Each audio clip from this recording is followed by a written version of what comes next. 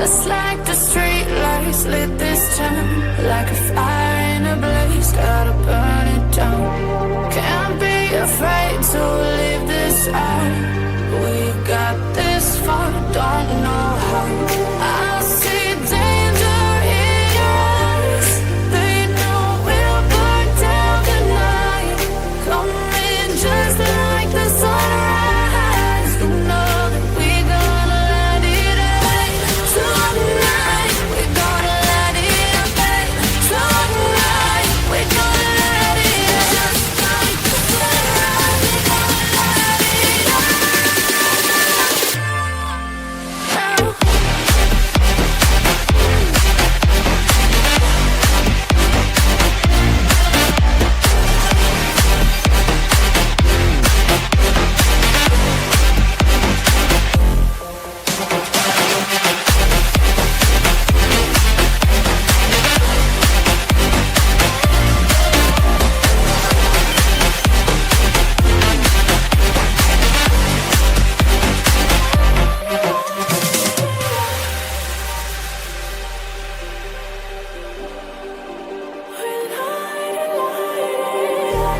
just like a spark that's breaking out. Can't make a stop, can't turn back now. We know that there's no room for doubt. No, we can't turn back now. I see danger in your eyes. They know we'll burn down the night. Coming just like the sunrise. You know that we gonna let it rain. Tonight, we gonna let it rain. Tonight, we gonna let it just like the sunrise. We gonna let it rain.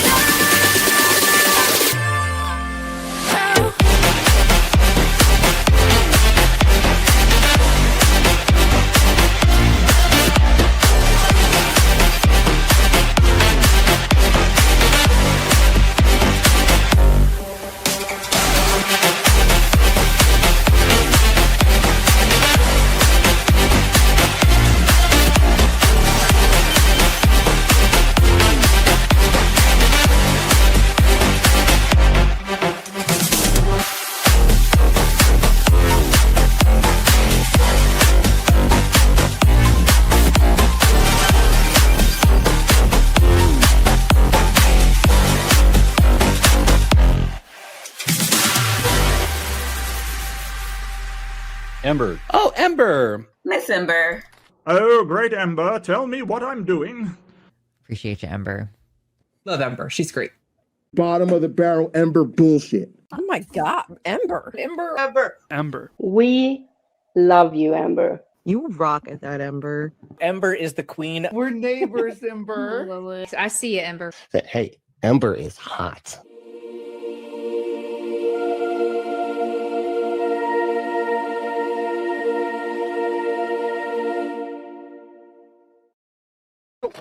Hello, everyone. Happy Thursday. Sorry, I feel like I'm late.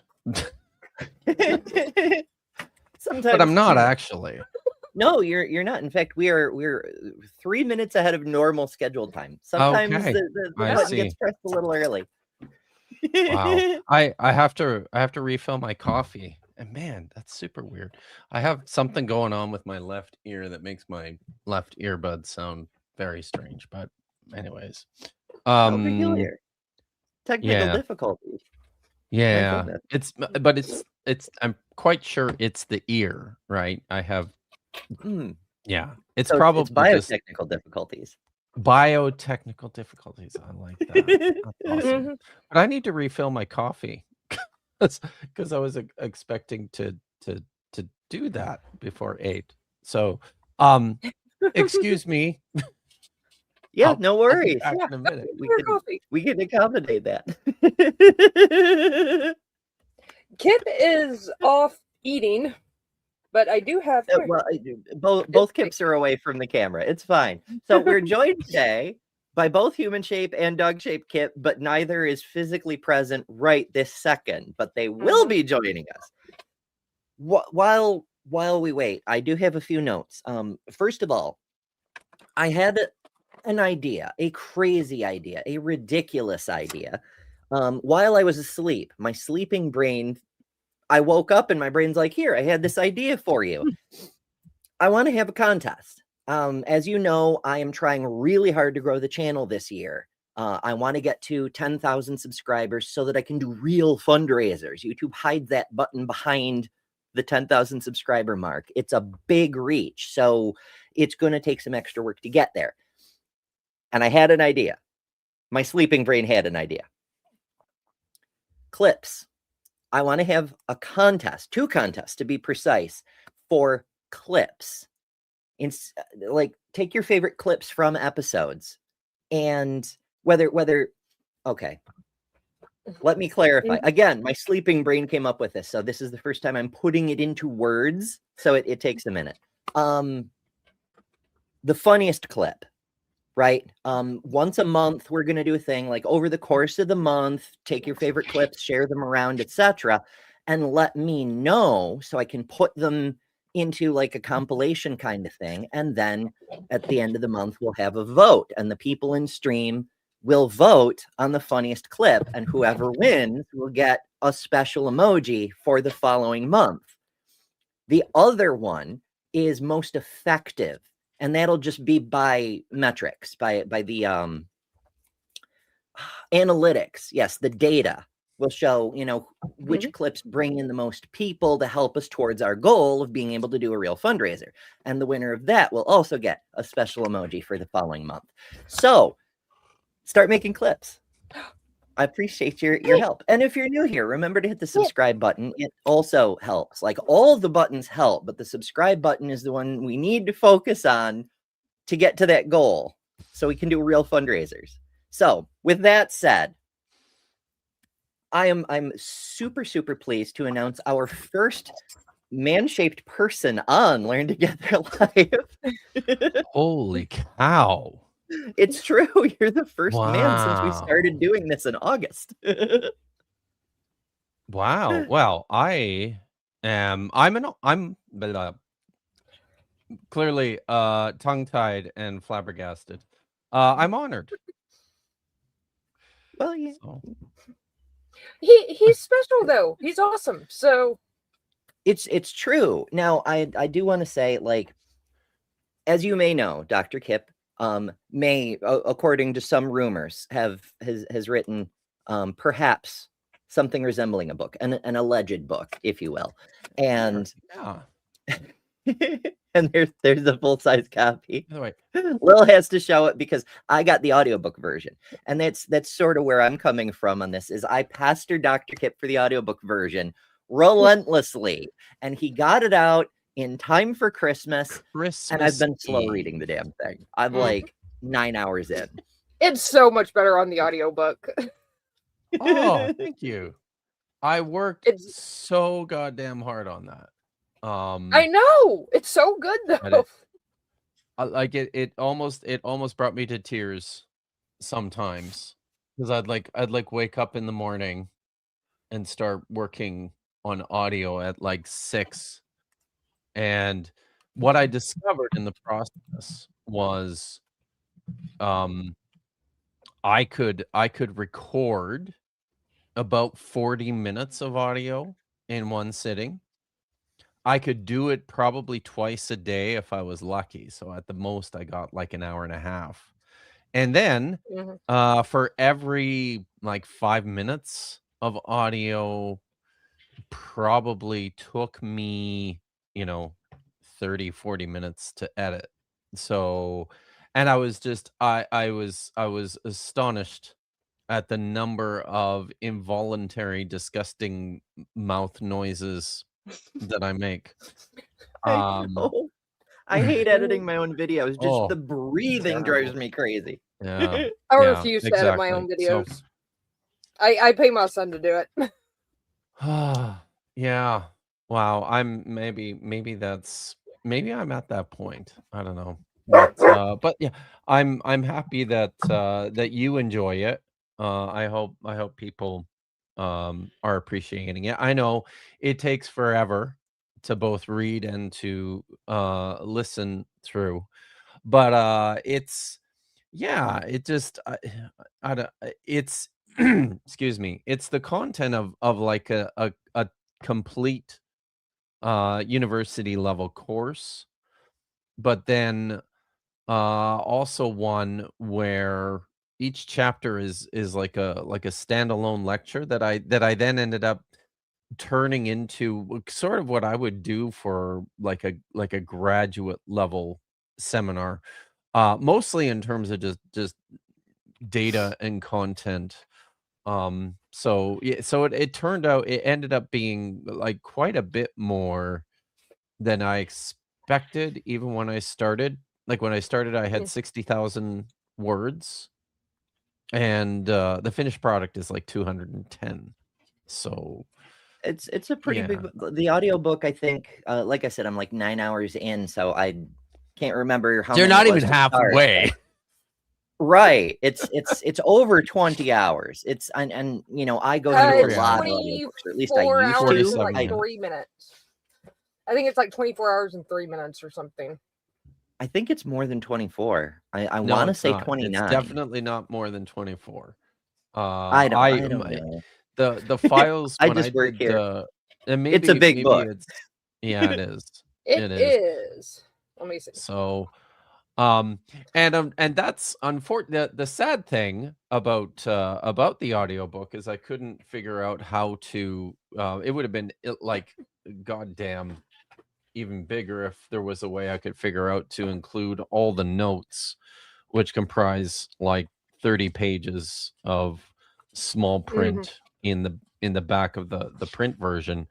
But there's some I'd like to think that there's some fairly interesting little nuggets of information tucked away there as well. But It is the 23 hours and 49 minutes. So just under. there you go. Just under 24. So Hell yeah. So I don't drive as much as I used to. As in fact, that's one of my notes for today. This is the view out my window this morning. oh my god. Wow. I haven't been able to That's go to the incredible. grocery store in 9 days, and today isn't looking good for it either. Wow.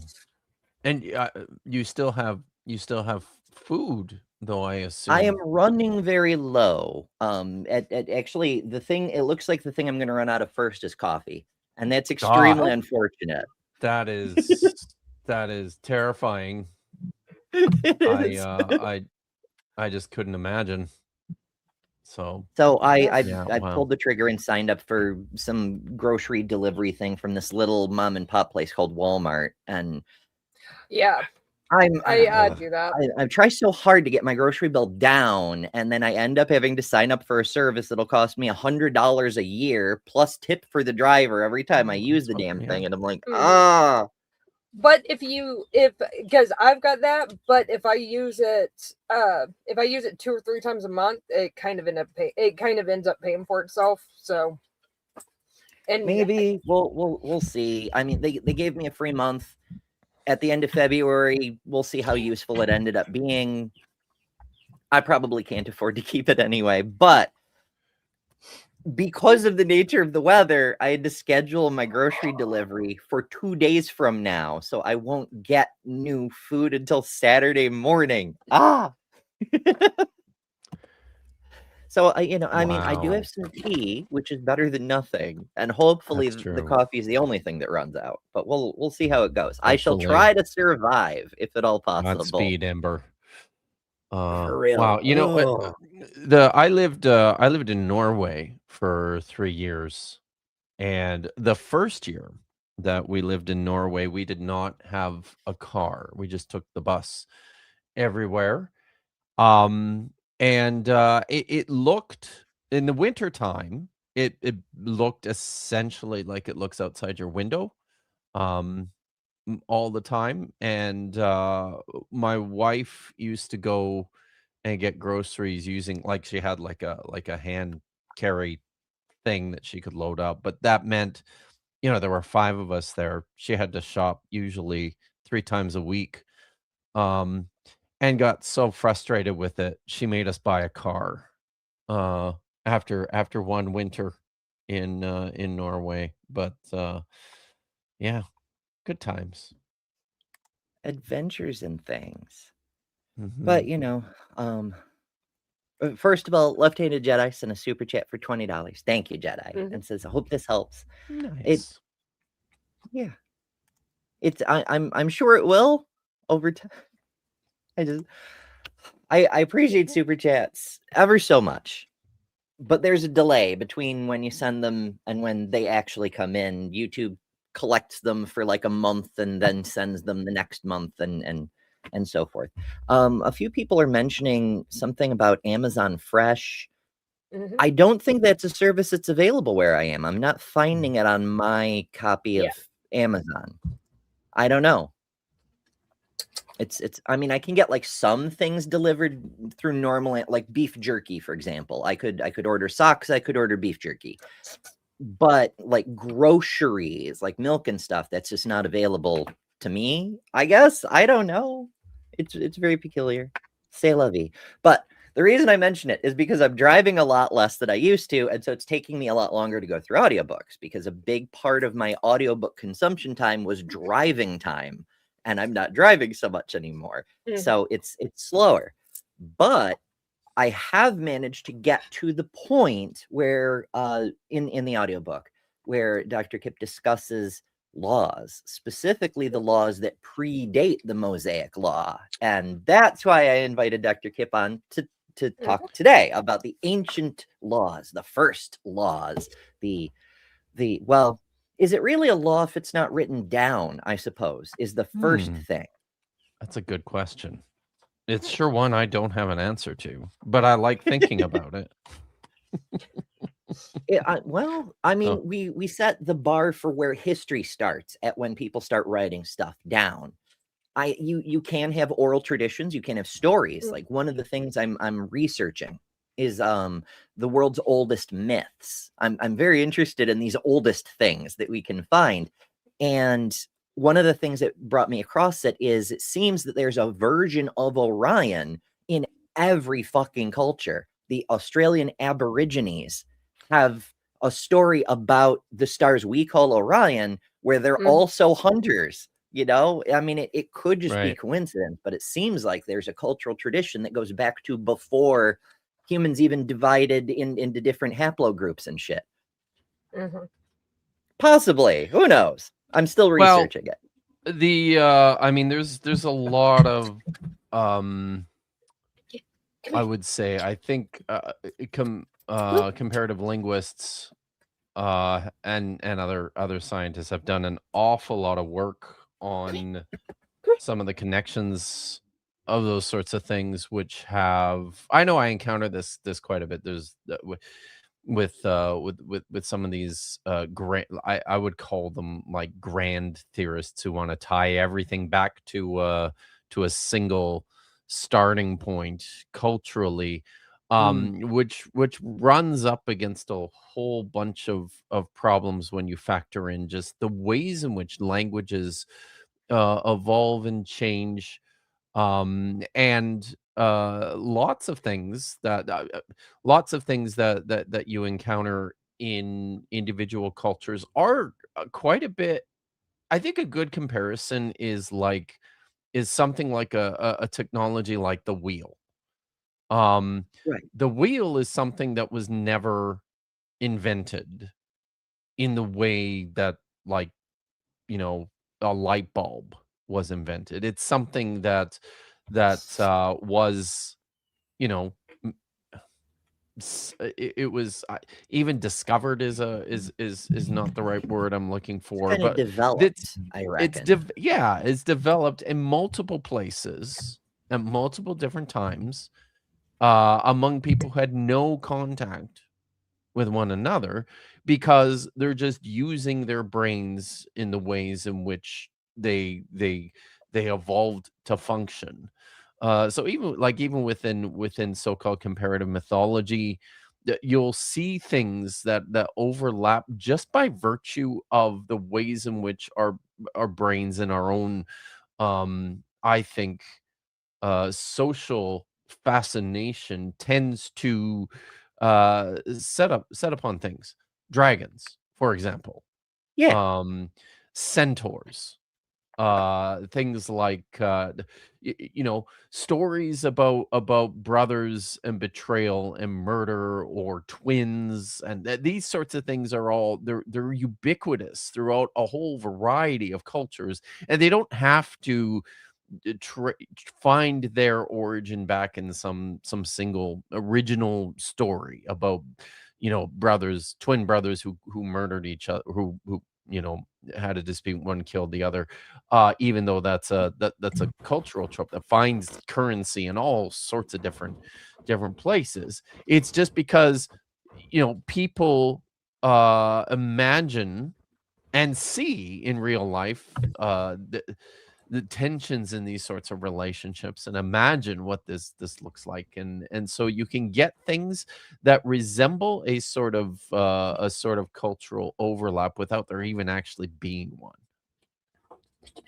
Sorry. I get that. And it's with the really, really old stuff, especially legends and things that shape culture, it can definitely seem to have a greater impact than the thing itself necessarily indicates. I'm reminded of how there's stories of Alexander Graham Bell inventing the telephone at the same time as 3 other people did. Like 4 different inventors came up with the same device at the same time. It works slightly differently, but it's effectively the same thing. Bell was just the first one to make it to the patent office. Yeah, exactly. This sort of thing seems to happen throughout history, where when we have that a certain conjunction of technology and ability, the cultural permissiveness for a new thing to happen, like for example, as soon as we had microscopes, people started discovering bacteria. As soon as we had the ability to grind lenses for telescopes, somebody started pointing them upward and observing the surface of Mars and shit. Like, as soon as things become possible, we do them, That's right. So it's pretty neat that way. And so I could see a lot of simultaneous, well, not even necessarily simultaneous discoveries. Like, people would discover the wheel, for example, at different points in their development when the circumstances are there. And then someone has the idea first, but it's almost like some inventions are inevitable. I don't want to overgeneralize, because there's some things that are totally by chance, like the discovery of penicillin. A researcher left a window open, It's fun. Yep. It keeps history Always interesting. Yeah, it does. But as far as ancient history goes, particularly where it intersects with laws, I mentioned storytellers originally because we could keep oral legal traditions, like this is our way. But only once it's written down, it is written, is such a big deal in the old stories, because it means it's not somebody's potentially faulty memory. You can go look at what's written and check. It's set in stone. In the case of the cuneiform law, it's literally set in stone.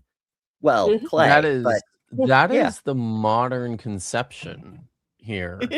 I would actually say that this probably works its way out a little differently in antiquity. What do you have here? Let's look at this first, I guess. Yeah, this is from the EBSCO website, the cuneiform law. It refers to legal codes inscribed in cuneiform, ancient writing system developed by Sumerians. Everybody here knows this, but for anybody who stumbles across this later, that's the writing system developed by the Sumerians around 3500 BCE in Mesopotamia, which is generally considered the world's oldest writing system. Cuneiform, named for the wedge shape of the symbols. Like the different the wedge would be applied in different ways to create what we might call letters. It's not quite the same. It started up as numerical tallies and then eventually got applied to phonetic sounds to make the written versions of spoken noises, which became written language. It's pretty neat overall. And then someone decided to write down laws with it. Now, the earliest, and they've got the earliest we have back here are those of Urnama from like the Right. 21st century BCE. So it's like, Yeah, the Code of I guess- Hammurabi's here. That's one everybody knows from school, but it's not the earliest. Not by No. quite a long shot. The No. earliest dates for Hammurabi are somewhere around 1792-ish, whereas Ur-Nammu goes back to somewhere around 2040-ish. That's a couple hundred years. That's the age of the entire United States difference, you know? Oh, wow. So Yeah. yeah. That's true. The reason why I think Hammurabi is the one that everybody sets on or remembers is because as an object, it's just it's an object. It is a stela that is on display at the Louvre in Paris. Of course. It's impressive. It's 9 feet tall, I believe. I'll use your freedom units because I know that. our freedom units are kind of expensive. Holy shit. How's that? We do capitalism up in here. It's what? Speaking of capitalism, real quick, Miranda sends us a super chat for $10. Thank you, Miranda. And reminds us that in modern law, the U.S. Senate will start voting on ICE funding today. It's not too late to contact your senators. Hint, hint. You can be the salty bastard that helps melt the ice. Speaking of politics, after this is politicality. Yes. Is that this your show. show? Yes, that's right. It'll Oh, take us right over to watch Lil with that Kentucky atheist fella doing their that guy. You're doing a Yeah. slightly different format this week, right? Like you've got news, but also some kind of panel thing going on. Yeah, and we're doing a game based on Trump quotes towards the end of it, which the quotes I pulled, oh my God. I had to double check every single one of them to make sure they were real because they sound that unhinged. You know, I used to have a quote a day calendar of W-isms, the random shit that Bush Jr. used to say. I can't talk to that man. He's disrepute or honorable. This sort of shit. Yeah. I thought it was ridiculous at the time, but Trump has exceeded every horrible thing every regressive politician has ever done. And I mean all of them ever, including buying and selling human beings. Mm-hmm. But I digress. Yes, you did. I do. I'm prone to that. So this is the stealing you were talking about, perhaps? Isn't it lovely? Yeah, it's just an impressive object. It's just this beautiful single black stone. And at the top there you have an engraving of Hammurabi, who is standing on the left, receiving the laws directly from the god Shamash, who is seated on the throne there to the right. And this is the sun god. Shamash is a word and probably a deity that was also worshipped in Canaan by the early Israelites as well. The word in Hebrew literally just means sun. But it meant that in Akkadian as well, is the language in which the laws of Hammurabi are written on. And then you can see that as we scroll down here. And I don't know if you can zoom in any more than this, but you can. But now we have to find out where we are. There we are. Okay. And here you see the text, and it's this gorgeous cuneiform text that covers this entire section below the image. There's hundreds of individual rulings in the laws of Hammurabi. By the way, Hammurabi was ruled in Babylon, but was an Amorite almost certainly. So came from further east, sort of the the area north and east of there, almost straddling the wilderness just below it, or to the south of it, which separates like Palestine from the Fertile Crescent and what we know as Mesopotamia. So the Amorites ruled in Babylon for several hundred years. But yeah, so he left us this lovely object here. And upon its discovery, one of the remarkable things about it, one of the things that Assyriologists, when they were able to eventually figure out what it said, I tell this really to me what is a very interesting story. I think this is actually at the beginning of the chapter that you're currently working through, Ember. I really like this story of the basically the decipherment of cuneiform, because for a while already in the 19th century, explorers and wealthy adventurers were digging up and finding, hundreds, thousands of these tiles. The way this works, you explained it a little bit already. You use these soft tablets of clay and you press in them with a wedge the symbols that are going to correspond to the phonetic sounds you want them to make, and those then make syllables and words and sentences and paragraphs. But for a long time, they found these things all over the place. Couldn't read them, couldn't figure out the system. What you see here on the Code of Hammurabi is a particularly nicely legible cuneiform It's very script. pretty. Yeah, most of them don't look like this. Most of them look like a chicken hopped around in the soft clay. It's quite difficult to read. It is beyond my skills to read. Dr. Josh can read the super difficult shit. But this particular example is a very, very legible cuneiform script. But for the longest time, nobody could read it. And then there is a particularly impressive monument in Iran, in the Kermanshah region, called the Behistun inscription. It's a gigantic panel, essentially, carved into a mountain by Darius the First, and it tells of his rise to power and prominence.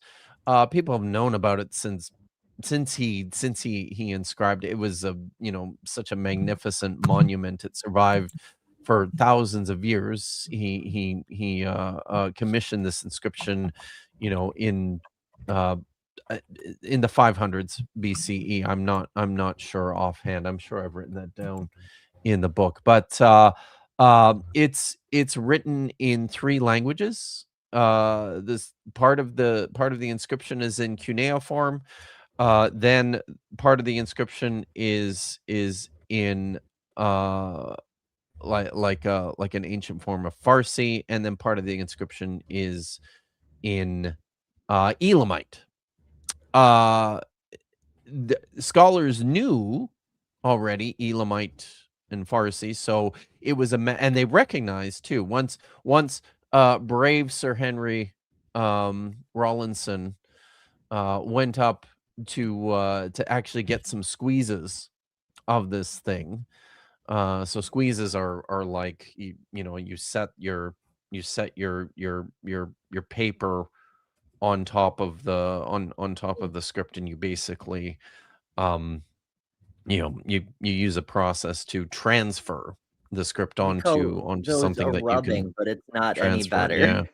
Like both Yeah. of them sound like So like Flockmeister Super Chat, who sends us $2. Thank you, Flock, and says, "I used to think I invented masturbation." brilliant. Well, thank you. It's all the squeezes and the rubbings. Yes, all the squeezes and the rubbing. Very good. Yeah.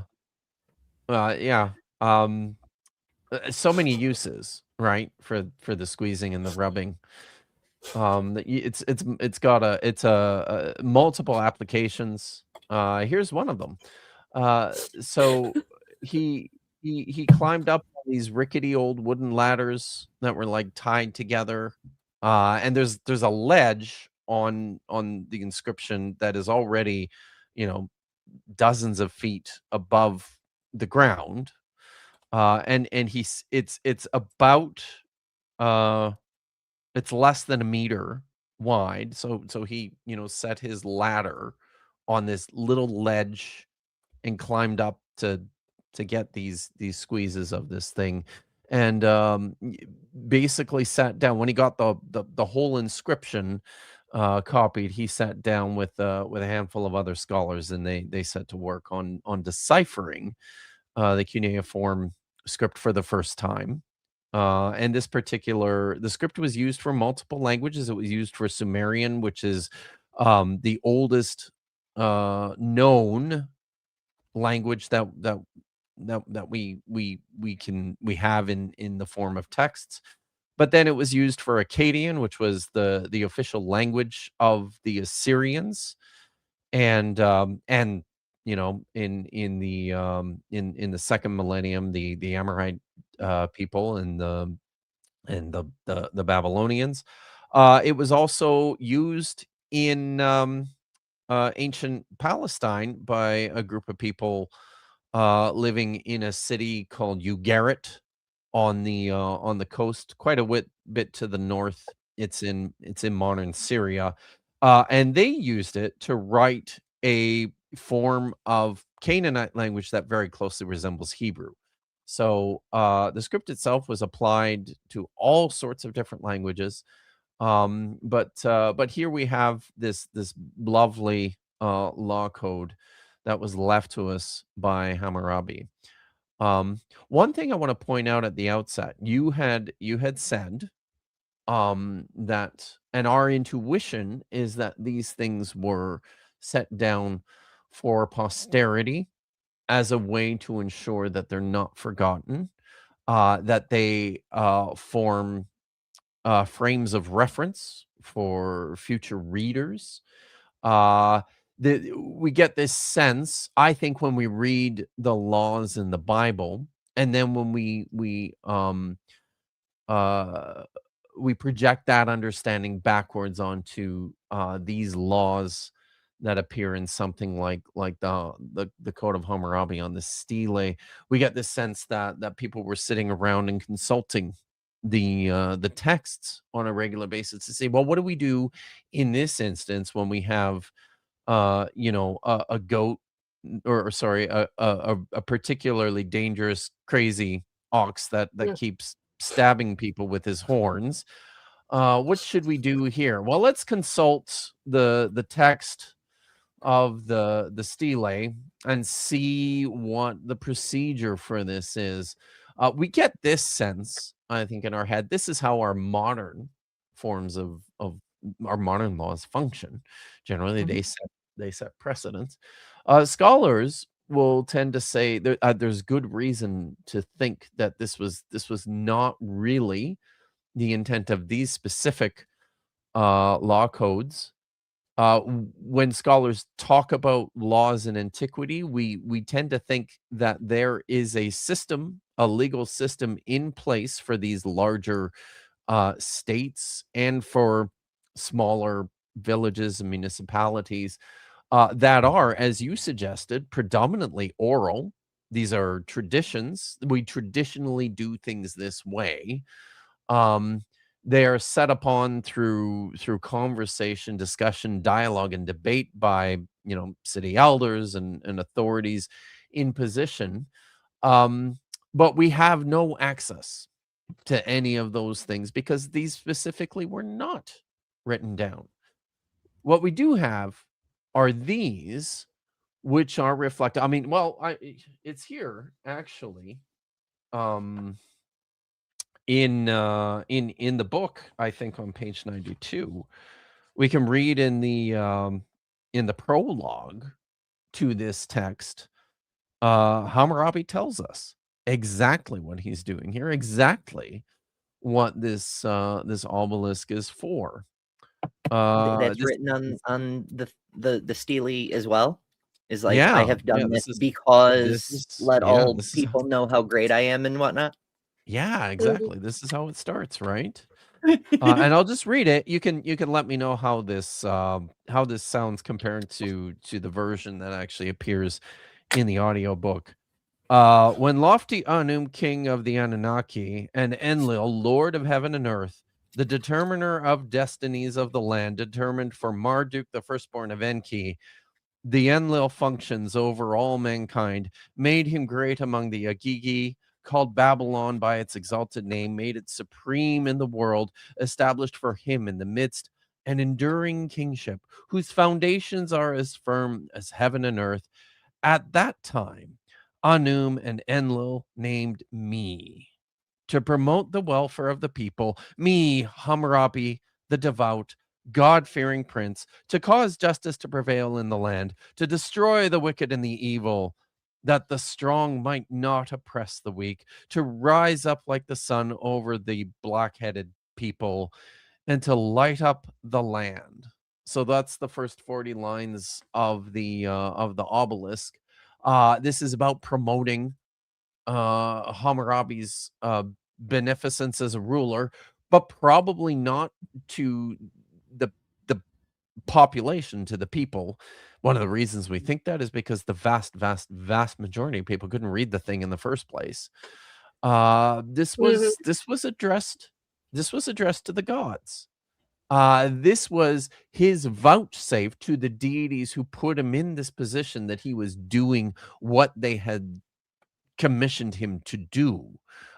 They had set him in this position because, he's particularly good, enlightened, favored to do these things. This is his way of saying, here's the proof that I've done exactly what you've told me to do. And some of this has to do with even just the history of the conception of writing, which probably started within royal and religious structures and settings. And it was long believed, and we see lots of evidence for this, leading all the way up to much later periods of time, all the way into, I would say, even like the Hellenistic period or the Second Temple Jewish period, where writing kind of has a magical quality to it that this is it's from the gods, it's by the gods, it's how you communicate with the gods. It's part of the proof that we are that we are particularly favored by the gods, those of us who can use this system. Oh, look, there she is. Yay, we finally got her. I finally got my gift meet. So yay. That's we nice. both a human-shaped kip and a dog-shaped kip. For the first I've time. been trying to do that for like months now. Just so I can have that clip. It's happened. Yep. It's time for the clip. So pardon the brief interruption, because we have a thing to celebrate the specific occasion. If I could, there it is. Okay. This is 1 minute and 1 second. So bear with us, please. Meet Kip, named after a biblical scholar, holds 0 degrees, yet remains deeply authoritative. At Kip Academy, she teaches advanced disciplines like ethical trait distribution, comparative couch theology, and vigorous face licking. Questioning authority is encouraged. Not all treats are created equal. Each snack undergoes rigorous evaluation using the sniff, lick, and stare methodology. Some are rejected, some are accepted, some are declared non-canonical. Ask Kip about theology, ask Kip about life, ask Kip if you should go outside. She will not answer, but she will judge you. Kip, named for a scholar, correct about vibes. Objectively correct, you might say. Oh yes, objectively correct. See, Can I give a plug for the Kip Academy? I mean, Dagan would be the one to provide the testimonial, but he's unfortunately not here. He's hanging out with. There's people downstairs, so he's chilling with them.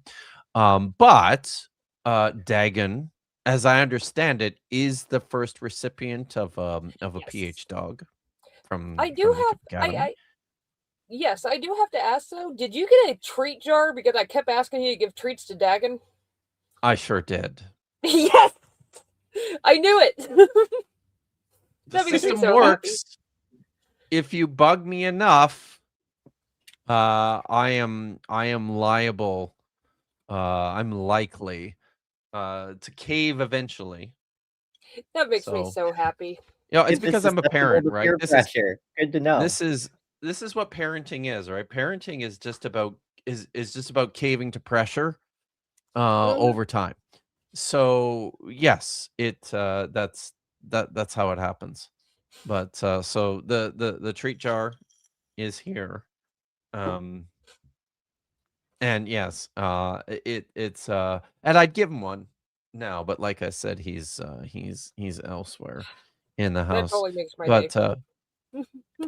that's awesome. Well, I appreciate it. You can I will be sure he'll probably be I'm streaming I'm streaming tomorrow afternoon, and he'll probably be here tomorrow afternoon. So And no, my Kip is not gone. She's right here. she's just always there. And she is. She's always right here. Like she has to be present to have opinions when we discuss. I think probably when we talk about Trump for more than a couple of minutes, she starts to get grumpy. There's a few other things she has strong opinions about. Wow. Yeah. That's wow. That is. Again, it's just a tribute to the fine institution that is the Kip Academy. So yes. Who knew dogs could be scholars? Who knew? Who knew? I mean, they've hung out with humans for 10,000 years. Eventually, they were going to start picking up our hobbies. Right? Exactly. That's true. That's true. Did you know this? I found this out a number of years ago, but it might be one of my favorite evolutionary facts. Is that dogs evolved to be cute just because of this sympathetic relationship that we have developed over tens of thousands of years with them. They learned that, you know what, if we're just the goddamn most adorable things on the planet, they like to keep us around. Get more treats that way. There's definitely a selection pressure there. Yeah. Yes, absolutely. definitely. But there's also a It's one of my relationship to the favorite. domestication process. What happens when a species goes through domestication is there's a part of the adrenal gland that's linked to fear responses that tends to develop in the first stages of puberty. And in the domestication process, one of the things we're accidentally selecting for, we're not consciously choosing it. It's just part of the general selection criteria, is part of domestication. We're looking for, the more temperate specimens to crossbreed, to get more placid results and so forth. is we're breeding smaller and smaller versions of that gland that develop later and later, and the net result is we end up with critters, often, not always, because we're not deliberately selecting this, but often we end up with critters who effectively aren't experiencing that part of their adolescence until well into adulthood. So they stay more fearless and able to bond with humans better. But a consequence of that is in some ways they remain puppies well into their adult life. By the time they finally do get that development, they've already bonded. And so you can end up with a fierce guard dog who's also fiercely affectionate for his human, you know? Like Kip. Yeah. I got one of those, right? So, yeah.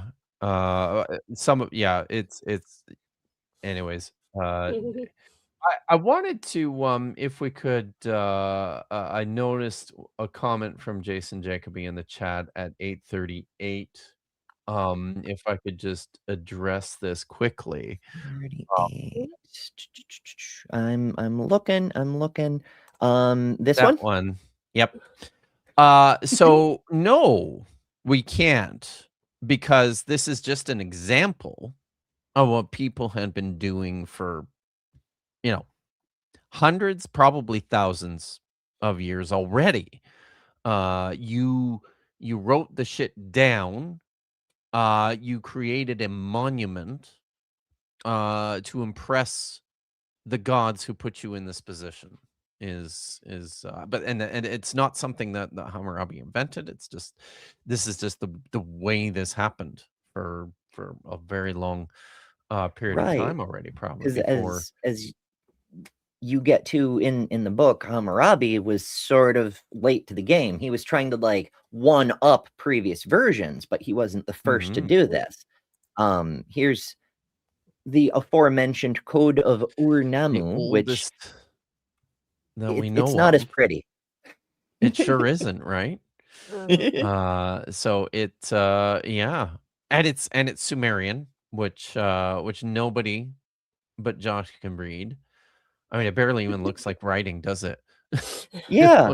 It looks like this isn't like water carved into stone proper. This is the press in a tablet kind of thing. Yes. Yes. Yes, it is. So yeah, it's pretty terrible. It's a wonder anybody can read that. But, I do have to say my favorite piece of cuneiform writing is the complaint tablet of Ir-Nasser, just because that still cracks me up every time I see it.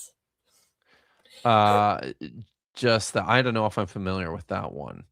Oh, it's a bit of a meme. This guy, go to my channel. I did a whole video on it, but it's basically this complaint tablet that somebody's griping at this guy about some dodgy copper that he got sold.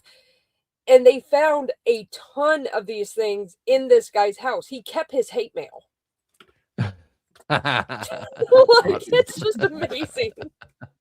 Well, it's important archaeologically because it goes to show that at least at that time in history, literacy was widespread enough that people would write bad Yelp reviews about businesses. Right. Like it was ubiquitous enough people could do that. There's ebbs and flows to this too, right? Like I think it seems to me, and I don't know a lot about this. This is pretty far afield of my own areas of specialization, but my impression is that that Sumerian culture and Sumerian society would have had higher general literacy rates than you find in some other places. So it's like it's not just a consistent thing that's the same and increasing or what have you.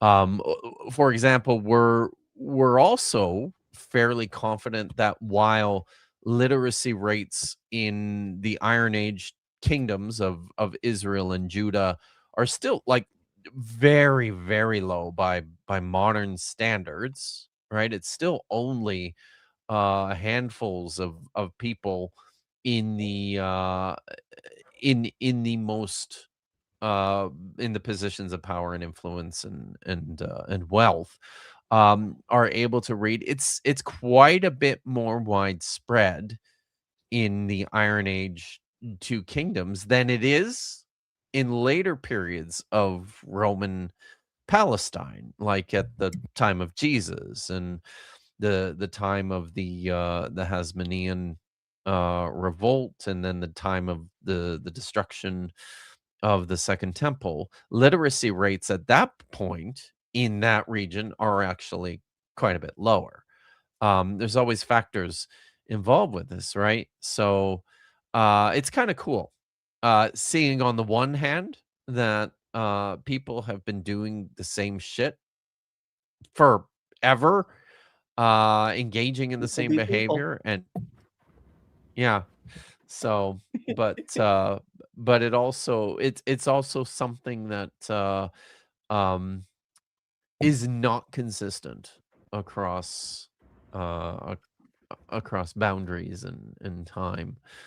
So so what one of the remarkable things though about all the law codes, but in particular Hammurabi's, is when it was discovered, the thing that was striking to scholars right away was how much of this stuff maps on to what you read in the law codes in the Bible, which There's were a purported lot to of have been similarities. Yeah. delivered by God to the people. For a long time, Christian apologists have used arguments on the basis of ethics and and morality, particularly these sorts of things that are that come through in biblical law as proof of the fact that even there is a God, or that the Bible is a divine book, because look, laws, right? But I think for a lot of people, it was jarring. It continues to be jarring for people to see that really what's happening in the biblical materials is just a contextualization, a recycling of older material that they picked up from other cultures. No. Well, if let's put it another way, if uh, Yahweh is dictating the law in the covenant code from Mount Sinai to Moses, then he's got a copy of Hammurabi's stele up there on Mount Sinai with him that he's cribbing off of, right? Like that's basically what we're looking at here. Yeah, there's a shocking number of similarities. In fact, this is parts so well known that it's taught in public schools still, and we don't even teach reading in public schools still, at least here in the U.S. This idea that like you think the Bible's laws are handed down directly from God, but yet here we have well before then this code that says, an eye for an eye and a tooth for a tooth and all this sorts of stuff. There's quite a bit more. There's over 100 laws on this thing. Yes, at least that many. I don't know offhand, but it's yeah, the laws number into the hundreds on Hammurabi's stele. We need to point out too, I think, that in line with the purpose of this this object, it's not exhaustive either, right? Like it is a selection of laws that deal with various aspects of life, but certainly not everything. We assume we were confident that they had actual laws that they practiced. There was some some systems in place in some, in various contexts. And we have basic ideas of how these things worked out, but those sorts of legal traditions we expect were much more extensive and covering a much wider range of human and ritual behavior. We have selections and samplings of these things in the memorialized law codes that we have in Urnama and Hammurabi and where are the other ones? That other guy. Eshnuna and the Middle Assyrian laws and the Hittite laws. Like all this stuff predates anything that's in the biblical law codes. And we have in the Bible three what scholars will usually identify as three distinct law codes. There is what we call the covenant code in Exodus chapters 20 through 21, through 23. There's also the Ten Commandments, which is I don't know if scholars would consider that a code proper. It's more of like a summary, guidelines, if you will. Yeah, we have multiple versions of that too. We do. There's three different sets of 10 commandments. I have my favorite one. My favorite one is probably the one that people are the least familiar with. And it's my favorite because it's also probably the weirdest. I'm just pulling it up here. So my favorite version of the Ten Commandments is in Exodus 34. Maybe I can we read this? Because probably. Okay, got it. I don't know how familiar you are with this software, but sharing the screen, there's a little button for it at the bottom. Yeah, I am a StreamYard user. I'm just in the process of making sure that the text is big, because Vish is always getting after me to embiggen things. So, fair enough. Oh, right. And with the rubbings and the squeezes. Yes, exactly. So Wild Kid's doing that. I don't know that for days. I don't know why Pixie's in my lab, but apparently Pixie wanted to meet the actual Dr. Kip too. So she wanted to meet Fair the enough. legend. Puppy I'm just trying to see where to And start. there's here. Daisy.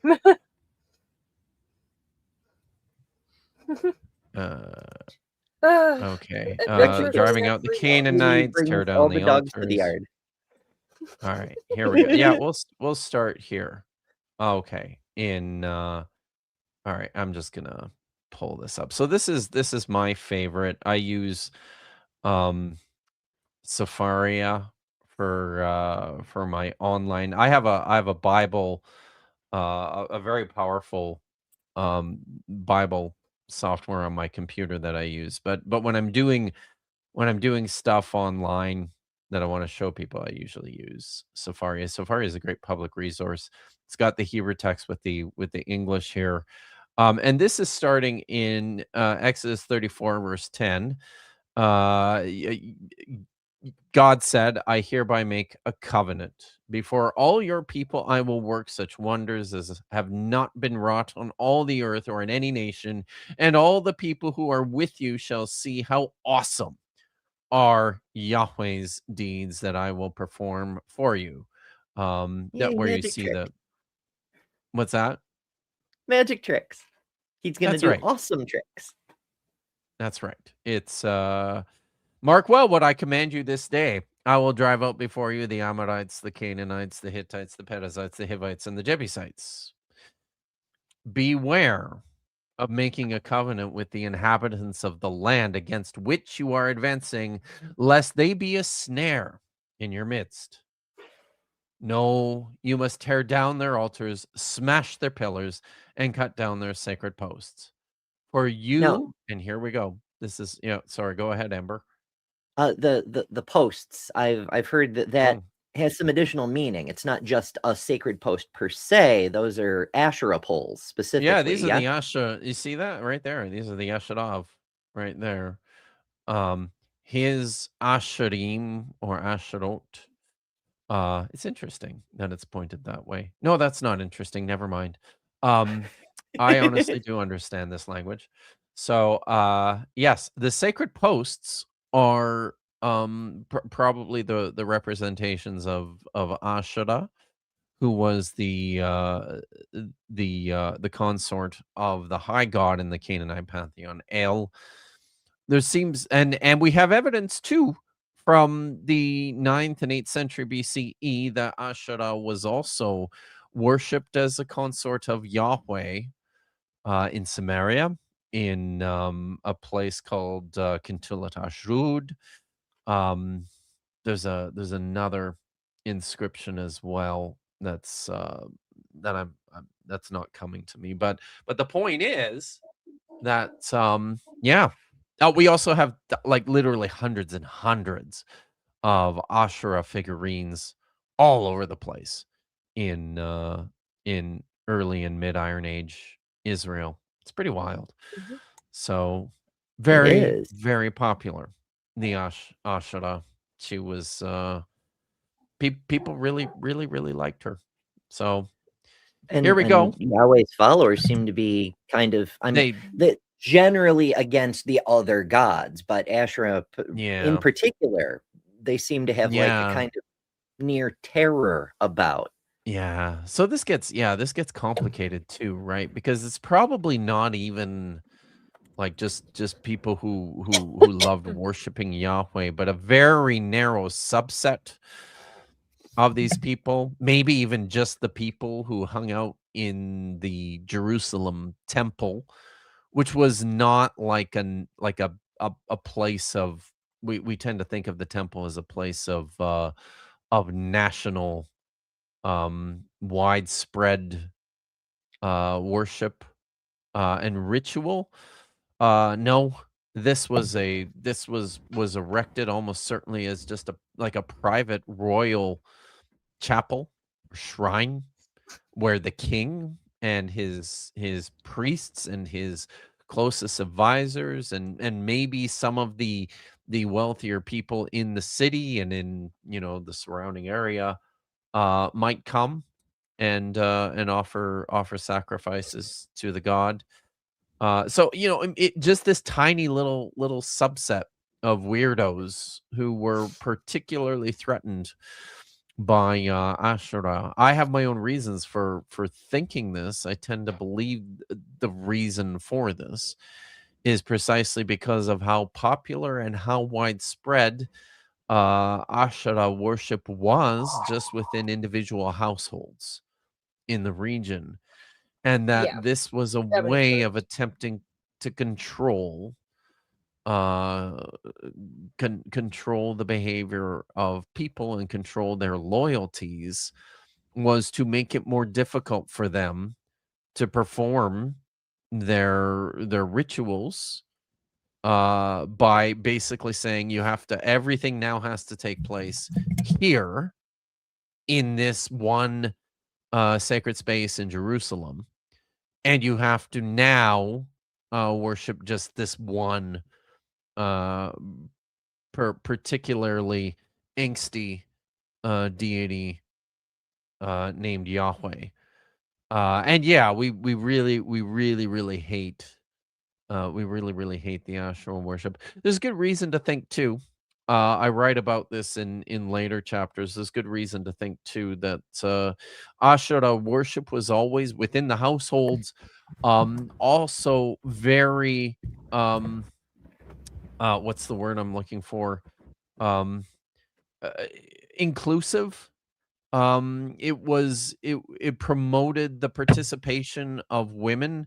It promoted the agency of women. Women were maybe even the primary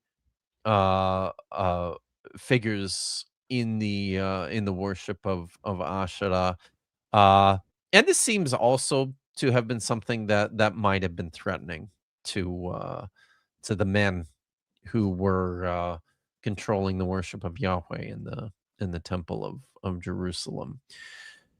No girls Patriarchy, allowed. feeling insecurity. Perish It's the thought. since forever, I guess, eh? So yeah. So here's the weird 10 commandments beginning in verse 14.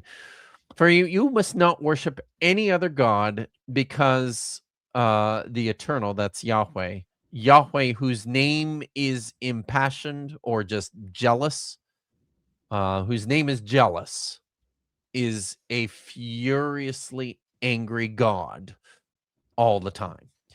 I think my translation's better, actually. So that's number one. Yahweh is super jealous. So don't worship anyone else. Now, I do have a question about that. Like, Yeah. people have made jokes for ages, like when it says his name is jealous. Like, Yeah. he's not just jealous, his name is jealous. People have made jokes. I make the joke sometimes that we should respect his identity and call him by his Yeah. chosen name instead of his dead There you name. go. But what does that actually mean when it says his name is jealous? It's possible that this was actually like a moniker that people used, like a title that they used for Yahweh Like at a period of Yahweh's time. not We have jealous no, kind of thing? yeah. Kana is the word here. Ki Adonai kana shemo el kana, who is you can hear it in there. Kana shemo, literally jealous is his name.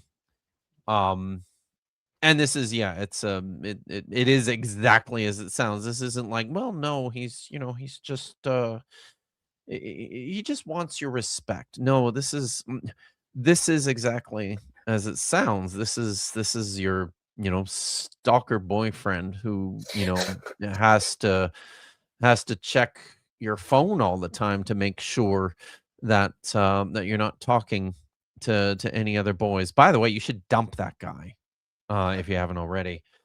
Oh, so this is the guy that sends you 40 texts after your first date before you can yes, even get home. yes, that guy. It's that guy, right?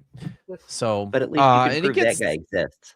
gets violent after a while too. So, but the name of a deity too is really integral to their personality and their being. I haven't got that far, I don't think, in the book yet, Ember. I cover this in chapter 5, where gods are essentially what they do. And the name of a deity will very often reflect that aspect of their character. So the fact that this is Yahweh's name is communicating to the people who are reading this or hearing this, that this is just the kind of guy he is. This is just the kind of deity he is. This is what you can expect from him. This is his character. Impassioned. An odd thought occurs to me. My grandmother was originally Catholic. She would take any flavor of Christianity she could access, but she started out Catholic. She was very Irish, and so she would say the Lord's Prayer a lot. And while Christianity never really stuck for me, I heard the Lord's Prayer a lot, and it starts out, "Our Father who art in heaven, hallowed be thy name." Could it be that sort of thing? Like, instead of hallowed be thy name, jealous be thy name, as in well guarded be thy name, kind of thing? Like we're keeping the secret. This is ours, sort of thing, perhaps. Sorry, I feel a sneeze coming on here, so I might have to mute suddenly. I don't think so within this context, because he's telling us exactly what he's jealous of, right? He says it right here. Do not bow down to any other god, because I am jealous of those other gods. And I think that's a different concept from what's being communicated in the sacredness, because that's within it's a different word, different vocabulary being used in the Greek text there. The word of the name of God is sacred, it's separated, it's set apart, it's yeah, it's special in that sense. So I could see some places of overlap on a Venn diagram, but I think these are probably separate concepts. Yeah, I see what you're saying. Like here, it's God saying, I am this thing. Whereas with something like the Lord's Prayer, it's the worshipers describing. So it's the language coming down versus going up. And the one going up is going to be a bit more worshipful. Yeah. Yeah. That seems possible. So commandment number 2 here is you must not make a covenant with the inhabitants of the land, for they will lust after their gods and sacrifice to their gods and invite you, and you will eat of their sacrifices. So it's all very that's bad. kind of an important one, considering according to the legends, they were just wandering around for 40 years with nothing but magic crackers to eat. So if people invite you into their place and have a weenie roast or something, it might be tempting. Yes, it could be, but you always have to be on the lookout to make sure that you're not touching any of their shit. It's because you can't you can never tell. You never know where it might have been. So don't do that. Don't worship those gods. You don't know where they've been. Yeah, exactly. So number is this 3 or 4 here? I'm already losing track. When you take women from among their daughters for your sons, their daughters will lust after their gods. Oh, this is just a continuation of the last one. Will lust after their gods and will cause your sons to lust after their gods. Women be women, right? They're just of course. I mean, has Yahweh tried just being prettier? Maybe he should smile more. Maybe more people would lust after him. No. This is, I mean, it's all a plot. It's women.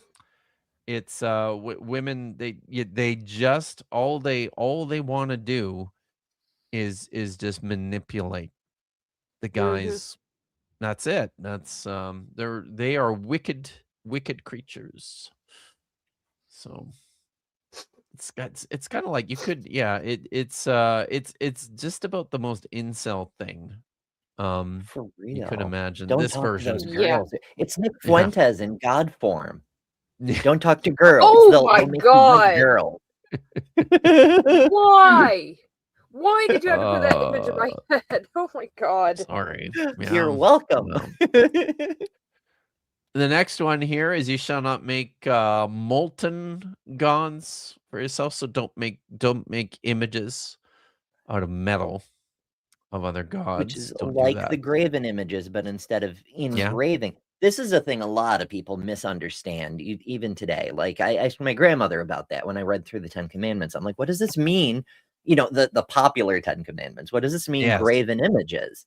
Like, is it engraved? So you can have like paintings? And she's like, no, it just means any images. I'm like, I don't think that's what that means. You know? Yeah, no. This is similar but different. No moldings.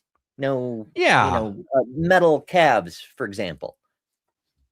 Yeah, I think there's a couple different, I think within the text, and we're not entirely clear on this because we're attempting to squint at these ancient languages, sometimes without a lot of linguistic context for understanding all the terms.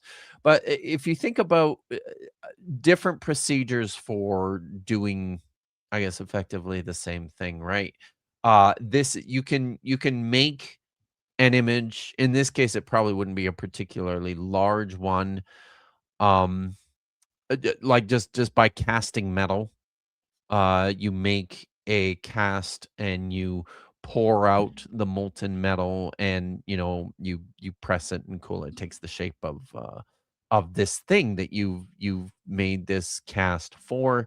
That's probably what's going on with Masika here, the the god of molten, as it appears in the Hebrew text here. A graven image is probably, and maybe something that you can make larger versions of these, where you carve something out of wood, right?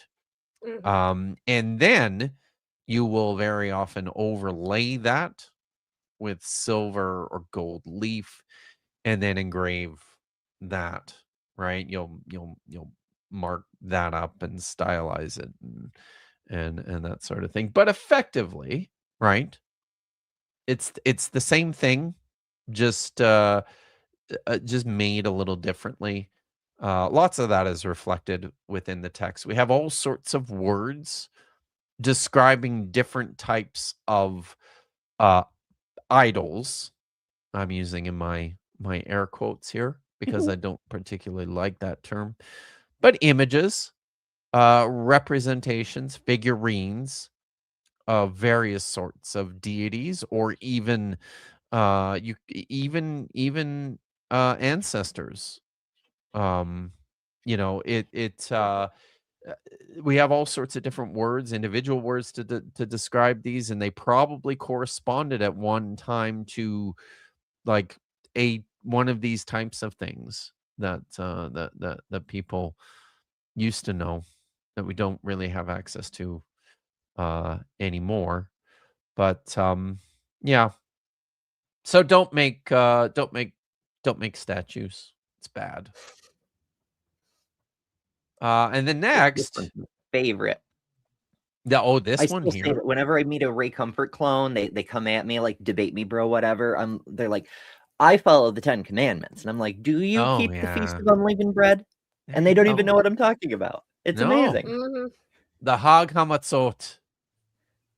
The Hag Hamatzot, or the Feast of Unleavened Bread.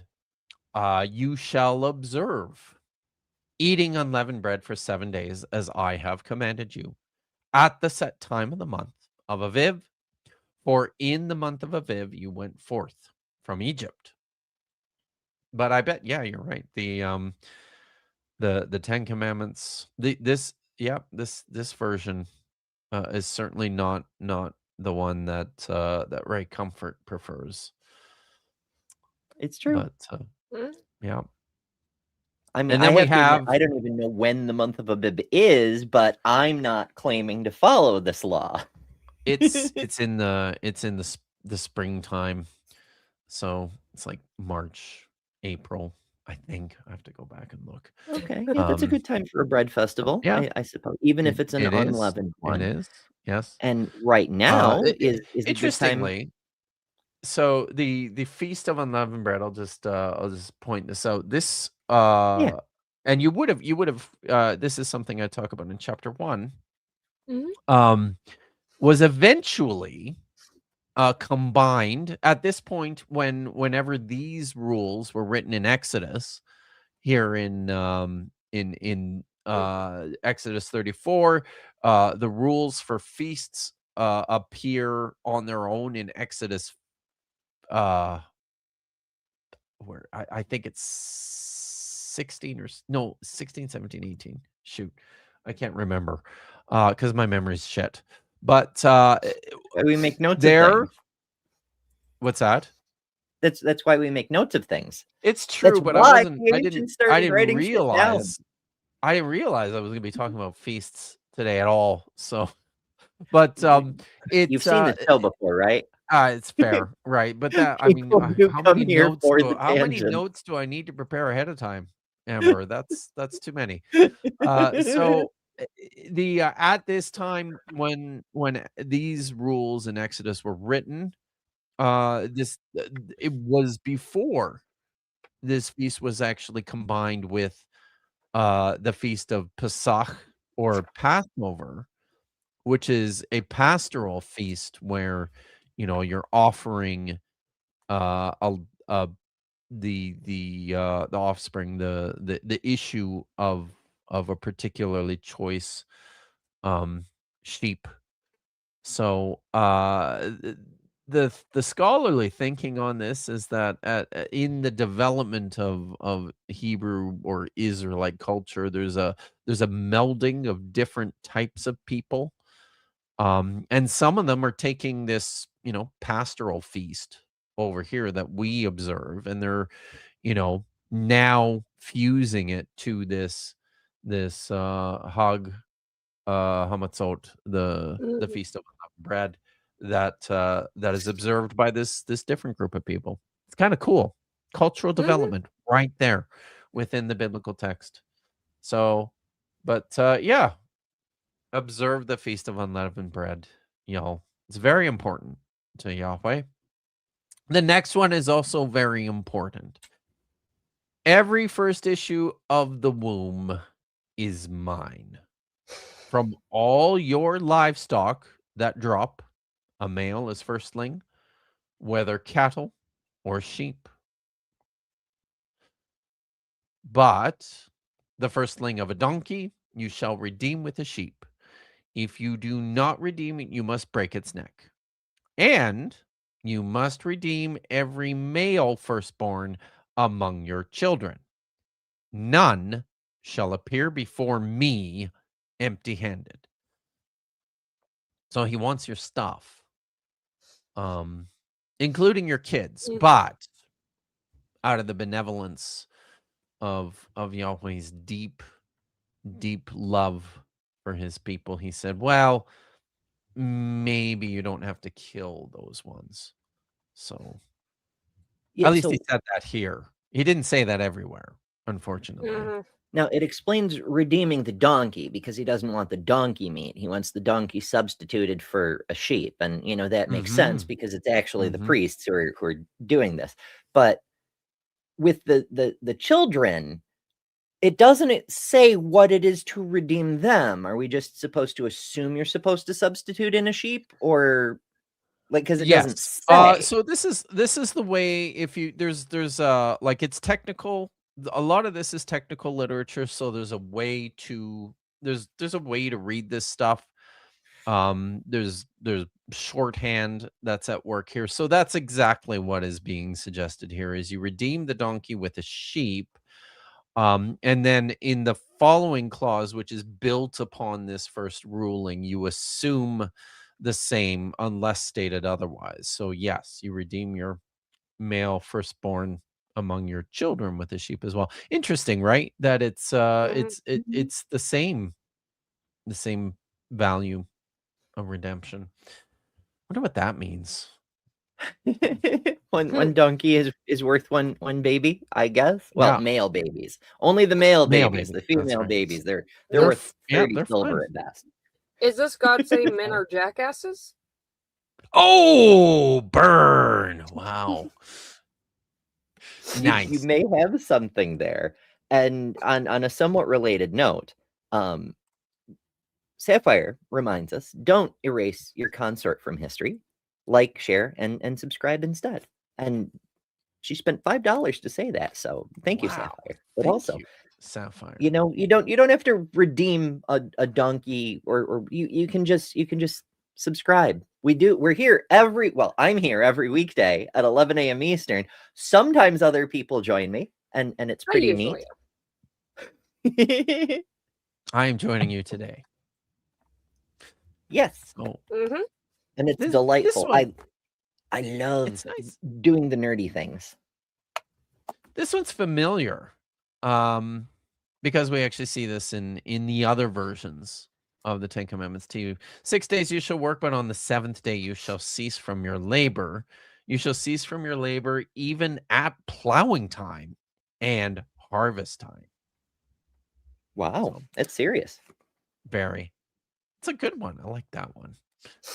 Now, importantly, you shall also observe the Hag Shavuot, the Feast of Weeks, of the first fruits of the wheat harvest, and the Feast of Ingathering at the turn of the year. So these are the other two major feasts. There was a spring harvest, and then there was like a summer harvest, which was the wheat harvest, and then there was like a fall harvest, which was the uh they call it the feast of ingathering, is literally like the feast of harvest. Yeah, it's But the names are interesting because, like, in gathering, obviously that's a translation, so it's Yeah. what the translator went with. But it could you can understand that to just mean harvesting, gathering in. But why do Yeah. they call the other one the Feast of Weeks? So because in a now these probably all started, and we have a really interesting text. One of our earliest Hebrew texts from the region is actually a calendar called the Gazer calendar. And that's what it is. It's just a list of feast times. And without any overt religious trappings, I guess you could say. It's just that this is the time that we bring in the barley, this is the time we bring in the wheat, this is the time we bring in the spelt or whatever it is, right? um this is the time we bring in the fruit. So it seems that the harvesting, the festivals, celebrations really started naturally when you're bringing in, when you're collecting the food these agrarian societies have been growing for months and looking after and ensuring uh that they'll have. They develop celebrations around the times in which they're um gathering or harvesting those things. There were different crops and yields that they harvested at different times in the year, and so they would have these celebrations to coincide with when that was. Over time, this is what anthropologists and scholars of ancient religions will tell us generally, is that over time these attained like ritual importance, and they became connected to activities surrounding gods and temples and those sorts of things. And I think that's what you see here, is the Hebrew writer is following just the basic agrarian calendar, but then attaching these ritual significance to it. So like the Feast of Weeks, this is basically like it's the it's 50 days basically after your first harvest, you have your second harvest. um 7 weeks is 49 days. That's basically what's going on here. And then this gets um becomes significant by virtue of just the way in which they start to think through the special nature of what a week is, what 7 days is all about, and what that represents, and the cosmic balance that God has provided us. So yeah. It's yeah. It's always that's puzzled me too. Like, there's nothing objective about 7 days. Other cultures have had, weeks of 5 days or 6 days or Yeah. 10 days or Yeah. whatever. Like, so why 7? Even so, this one of the things that's interesting is that even within the Bible, it does seem that the week, the Sabbath, is not consistently 7 days. It seems like in other places it could be 14. So it is just, it's almost like just sort of one of those markers, maybe a mid-month marker, and because that's where like that's where a lot of this comes down is in the way that you're dividing your calendar, whether you're following like if you're following lunar cycles, then every 28th day roughly you've got you've got a new moon and a repeat of the cycle. So the week kind of developed for a lot of cultures. The week kind of developed out of just breaking that cycle down. Okay. And Yeah. We still honestly, kind of like a do that. Sabbath in this case, it sort of makes sense if you cut that in half and it's every 14th day, maybe. New Or just moon, full moon, opposites. yeah, Yeah. yeah, exactly. So yeah.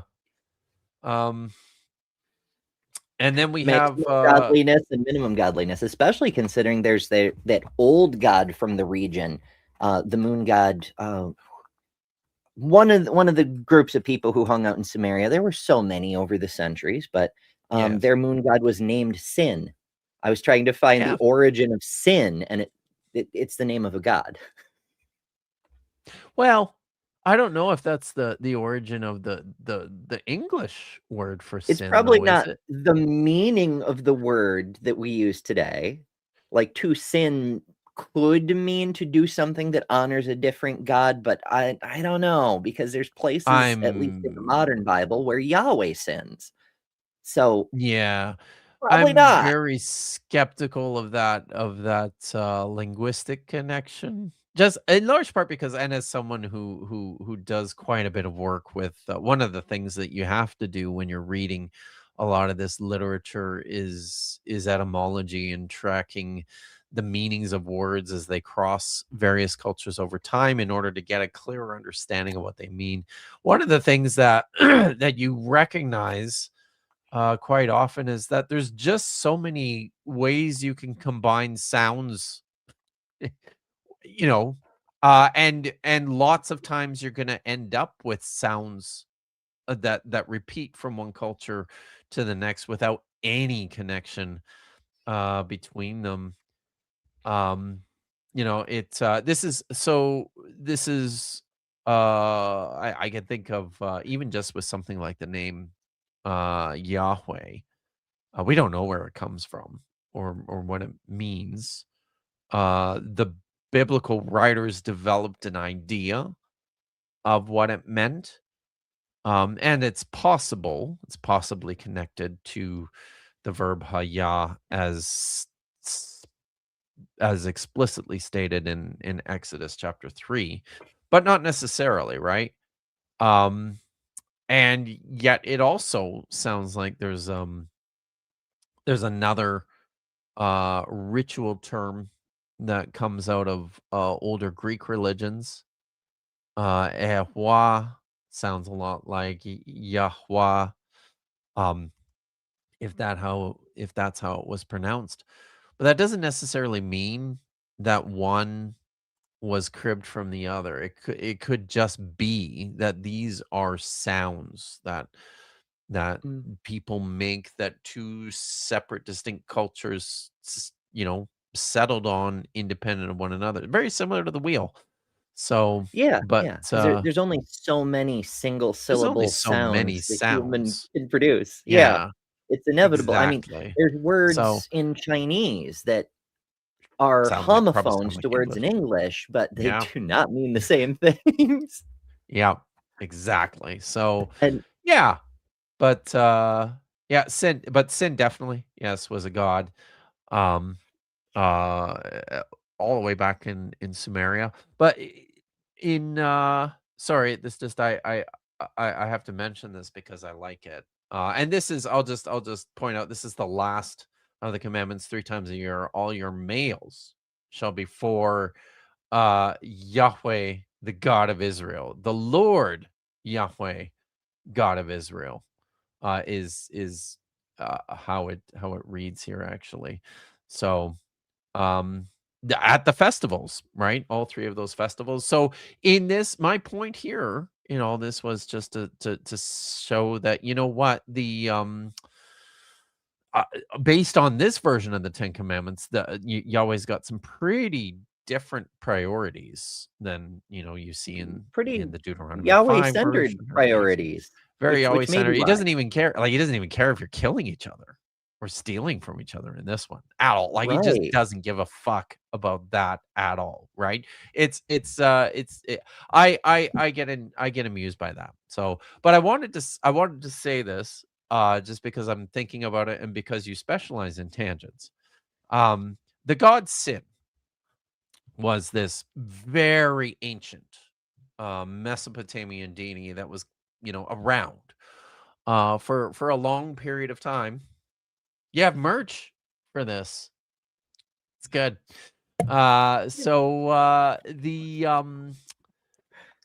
in the 6th century BCE, you'll recall from your history that the kingdom of Judah was sacked by Nebuchadnezzar, the king of Babylon, in 587 BCE. It was finally destroyed and the city was burned, and he exiled a whole bunch of people to go live in Babylon.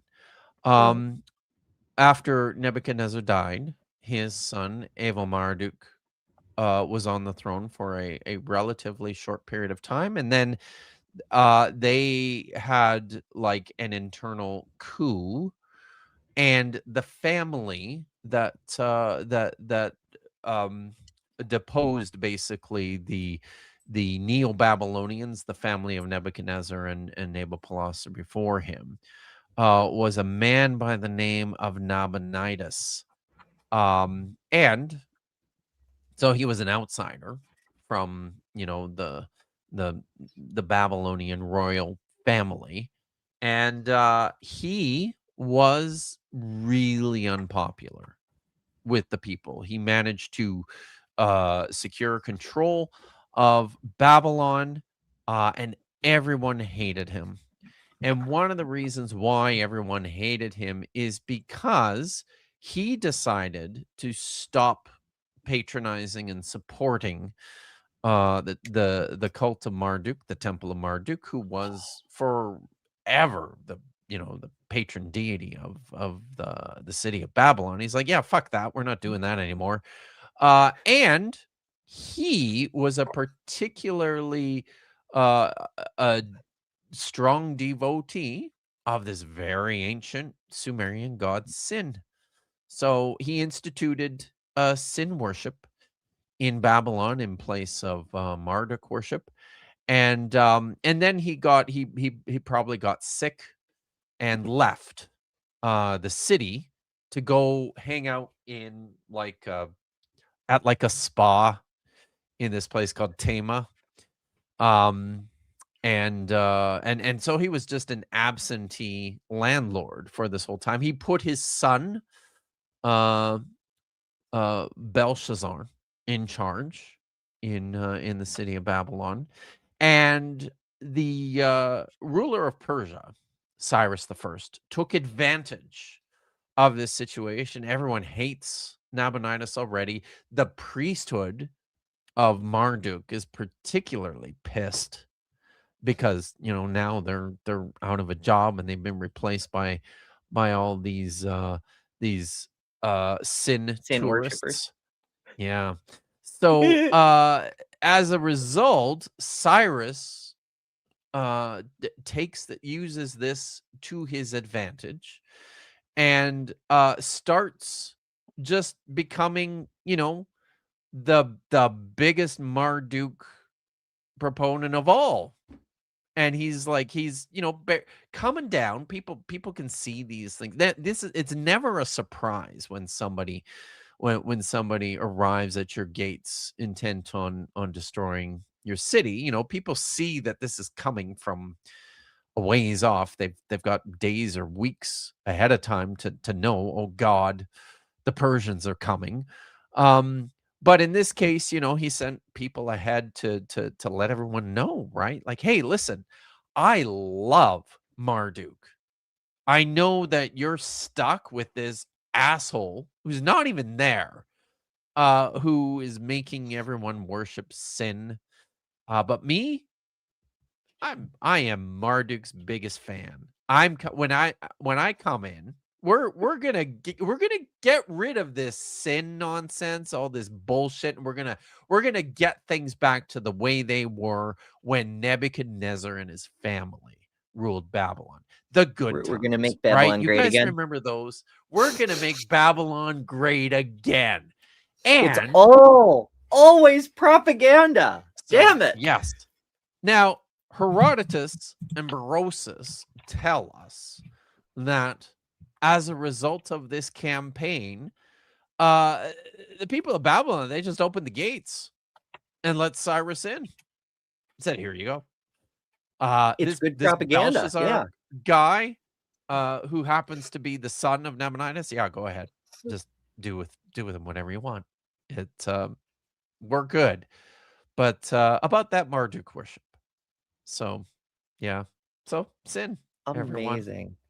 Yeah. On a somewhat We know unrelated but also Belshazzar. somewhat related tangent, Deviant sends us 20 sex. We'd always do appreciate sex, especially on days with the rubbings and the squeezings. And Deviant says, Sekhmet greater than Yahweh. Rawr. I don't know who Sekhmet is, but I'll allow it. Yahweh, I mean, really, if you have to bitch this much about yourself and your enemies, like, really, how big is your dick, really? So I mean, if you're like the Lord of the gods anyway, and you have to insist on your humans calling you Lord all the time, like, how fucking petty are you? It's fair. By the way, we know Belshazzar from the book of Daniel, the son of Nabonidus. But because the writer of the book of Daniel didn't know the first goddamn thing about history, he identified Belshazzar as the son of Nebuchadnezzar. He absolutely was not even close. So, yeah. I have two things before I have to go for politicality. One, in the audiobook, the dramatic readings are fantastic, and they are worth the price of the audiobook alone just for that. Especially the chapter 2 ones are amazing. I love those. Which ones? What is a dramatic reading? Oh, are these my stories? Yeah, Where I'm and quoting scripture. And for chapter 2, sorry, you're talking about my retelling of the story of Abraham and Sodom and Gomorrah. Yeah, they're fantastic. Oh, thank you very much. Honestly, it's fantastic. One question that I've seen asked of authors before, but I thought would be really interesting for you. What is the one thing that you've wanted people to ask you about the book, but nobody has asked you yet? Oh my God. Almost nobody wants to talk to me about chapter 17. That's where like most of my questions are. Oh, good. Oh, thank the maker. Because so chapter 17 is what is entirely within my wheelhouse. Like that's the stuff that I do. It's my favorite chapter by far. It's pretty long. It's one of the longest chapters in the book as well. I think it's super interesting and it's super fun. But nobody has asked me. Oh yeah, I get that misinterpretation. We haven't read it yet. Lots of people are haven't still gotten that far, still but you know shame that. on all of you. It's the last chapter in the book. So I read but too fast. So. I think it's pretty great. The title of the chapter, I think sells it. It's what is it, Lil? The Walking Dead. It's Empire of the Walking Dead. Empire of the Walking Dead. Thank you. Hell yeah. Zombies! I love it. Zombies. It's the It's zombie awesome. chapter. It's so good. I didn't know That we were getting a bonus zombie feature I in this book. did get a if I could share this, I did get a book review. And he really hated my book, this one guy, so much that he wrote like an 8-part review of it on this website called Resurrecting Orthodoxy. Let's see if I can find what he said here. But God damn, make your blog easier to navigate for are real. we sure it's not a disgraced Egyptologist in disguise? No, it really isn't. I know this guy. I've actually talked to him. Oh, you know what? Maybe this is let's go Resurrecting Orthodoxy. God's. Oh shit. I can't Kip is Google looking. it all. Remember, folks, this stream will take you over to the Kentucky Atheist in a little while for Politicality, which Lil is also a co-host on. It's not just politics. There's politics there, but there's also, I understand there's going to be fun and games and possibly cookies. I don't know, but I'll be joining you over there also. So stick around and the stream will take you right over when it is the proper time. See, I'm yeah. I have to okay, there's part 3. Oh, there's a whole thing on the bottom here you might like. Part 4, part 7, a sprint to the end. Here we go. Here's what he said about chapter 17. He devoted all of a couple sentences to it. If I can just share my screen, I'll show you, because it's I don't know, it's delightful or hilarious. You pick. The final chapter in God's Propaganda focuses on apocalyptic literature. Although Davis does give some general descriptions of what apocalyptic literature is, the majority of the chapter is dedicated to watching what I'm assuming is his favorite TV show of all time, The Walking Dead. I'll be honest, I know about the show, but I've never watched it. Therefore, the vast majority of this chapter was incomprehensible to me. And believe me, Davis talks a lot about The Walking Dead in this chapter. In fact, there's probably more talk about The Walking Dead in this chapter than about the actual apocalyptic texts in the Bible, which I think is false, actually. I don't think that I talk about The Walking Dead more than the actual apocalyptic literature and the historical development of apocalyptic and why it's important. But then I'm also just convinced that Joel Edmund Anderson is incapable of reading. So, people who can't read shouldn't write reviews. They just shouldn't. Yeah. So that seems like good advice. Oh my goodness. Yes. No, I was so excited when The Walking Dead came out because I fucking love zombie movies. Like, I love horror movies, but I love zombie movies. Me too. And they finally made a series out of what was, I was told, the greatest graphic novel pertaining to zombies of all fucking time. And it's not just a movie, but a series. And I'm like, oh, yay, it'll be wonderful. And then I had to go be a truck driver, so I only ever got to watch the first season. Oh, but that's okay, Amber, because I mean, The Walking Dead was a phenomenal TV show for a while. The first 5 seasons were solid gold, like every single episode, but then things got really shitty. So the first season is incredible. It's very, very good. But yeah, if you're anybody who hasn't watched it, you should watch the first 5 seasons and then probably stop. But it's true for a lot of shows. that chapter 17, my favorite in the book, is based on an article that I wrote a number of years ago that I published in the Journal for Religion and Popular Culture, which is just a fun academic journal.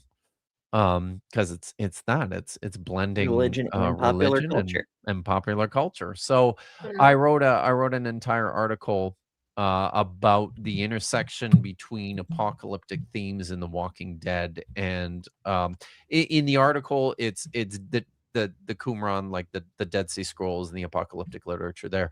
In the chapter, I expand that to cover biblical texts, but I think it's a particularly useful way of approaching apocalyptic literature, apocalypticism as a worldview, in particular because this is actually something with people don't realize this, but we have emerged out of apocalyptic thinking, just as a Western culture. So just many of the ways that we process things cognitively, intellectually, culturally come through this lens, right?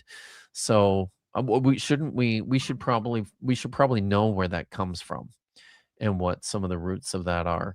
And I think too that's part of the success of The Walking Dead, but not just The Walking. Like there was this explosion, right? Kind of at the end of the aughts, not the end of the aughts, kind of at the beginning of the aughts and into the aughts. You know what I mean when I say the aughts, right? Do people know what I mean Yeah. when I say Yeah, that? Okay, good. What Americans call the early 2000s, but It's also it's from a certain pretty point of early. view, that makes this in a post-apocalyptic culture. Yeah, Oh there God. you go. Feels like it. True. But I think Oh. this is one of the currencies. I'll just say this. Sorry, well, one of the currencies of this, right? One of the reasons this resonates with people so much is like these zombie narratives are capitalizing on long, entrenched apocalyptic ideals. Mhm.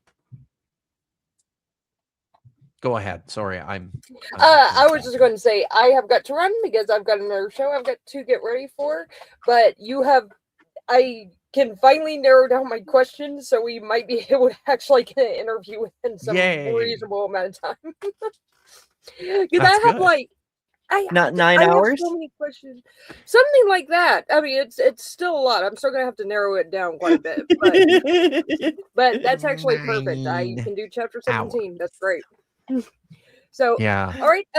Anyway, join me over on Politicality in a few minutes, and I will see you guys there. Bye. See you, Lil. Thank you, Lil. Toodles.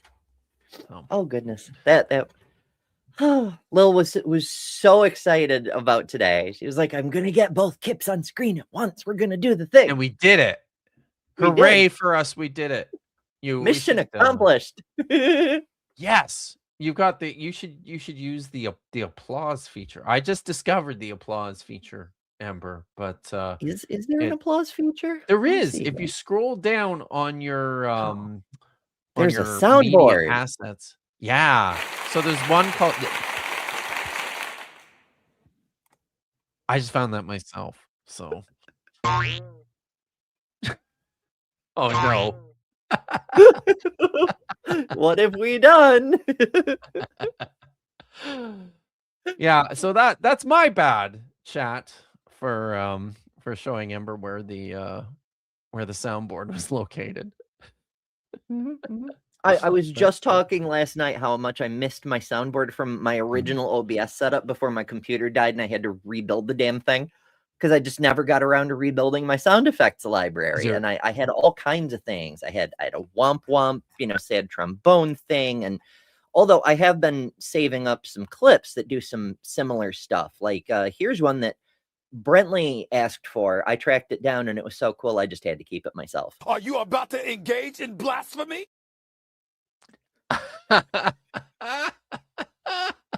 That's awesome. Like just the intensity of that guy.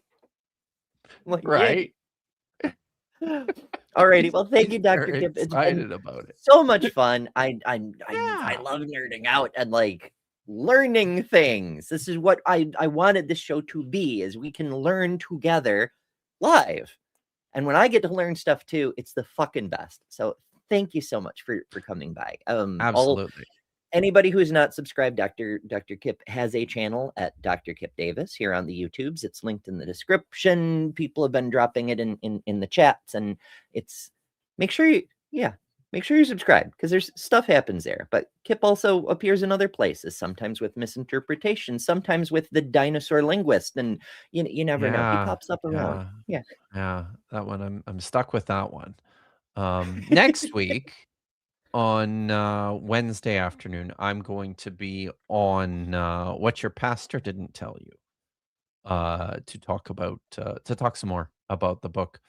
What Your Pastor Didn't Tell You is actually a Christian channel, but don't hold that against him. Zach is fantastic. He brings he's very good at promoting like critical biblical scholarship. He's one of the best, actually, I think, in this space at doing that. So I particularly like him.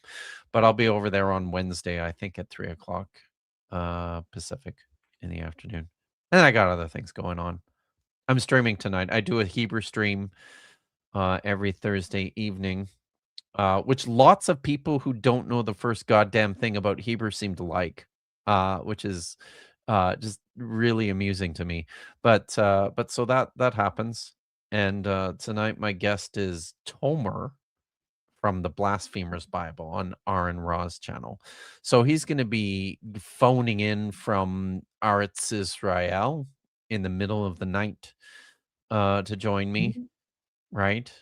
And then tomorrow I'm streaming with Vishit too. Hell yeah. More streams, more goodies. Alrighty. Well, sorry, thank was you I supposed to do again, that? and what's that? Was I supposed to do that? Oh no, I'm just so it's all used to good. I mean, chilling. I know some people are a little more proactive about it. Like Maya makes a point of saying, "Hey, shill your shit," but like, Yeah. I don't want to pressure people. Like if they want to, great. I still have a lot to learn from Maya. Like asking for money, I am bad at that. Fortunately, we have wonderful chat people like Kelly, who sent a super chat for $5. Thank you, Kelly. And Kelly says, "I'm in tears. I missed being on with Dr. Kip. I overslept." Oh, well, we will. I will ask him back at some point. Yay. And Someday I will I'm going to finish the book, and I'm taking notes as I go, so I have like informed questions and shit. Excellent. In theory. Nice. Well, that's the way to do it. So I hope so. so. Yes, I look forward to coming back when you discover something else that's interesting in the book. So there's always more interesting things, but yeah. It's only so many hours in a day. My goodness. It's true. 24 as it turns out, which is just we need enough to do time. better. We need like black holes in the basement or something. Right. Yeah. But also mad Time computer dilation. science. We said this is super chat for 256, of course. Thank you.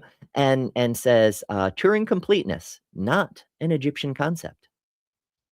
That's fair. See, I don't understand that at all, because I have so many things that I still have to learn yet. It's in computer things. As you know, Turing was one of the early computer. Well, it wasn't even really a computer at the time. It was, but not important. So a system is a proto computer. What the definition of Turing is, because I will get it wrong. It's out of my field, but yeah, Alan Turing is way past ancient Egypt. So it's all good. But thank you for coming. It's been so much fun. Yeah. Thank you everybody Thanks for for joining. Me. Once again, we're here every weekday at 11 a.m. Eastern with different topics every day. Plus, I do a bunch of bonus shows. I may do a bonus show later today. They're bonus shows because they're unpredictable. So yeah, subscribe if you're into that kind of thing. And we hope to see you again very, very soon. But for today, we're already overtime and we need to send everybody over to Lil's show. So have yourselves a wonderful evening and we'll see you again very, very soon. Toodles. Thanks to all our patrons and top-level members for December. Miranda, Karen Butcher, Jessica the Transmetal Alchemist, Robin Webster, Maya Adkison, Jimmy Tux, Ian Chen, Lilith, Ember Lynn, The Barely Bearable Atheist, Eric Wander, Jason Jacoby, Lil of All Trades, Deviant Outcast, Kelly King, the Detroit Atheist Queen, The Mighty Filbert, Secular Feelinist, and Geo Sam. And you can add your name here next month by signing up at patreon.com/betterthanember, or by joining Emberships here on YouTube at the Cinder level, which includes all the custom emojis, tons of member-exclusive content, member-only live streams, and a bunch of other stuff. I deeply appreciate all the supporters who keep this channel going. Thank you so much. Because of you, we're building a wonderful community that I'm very proud of.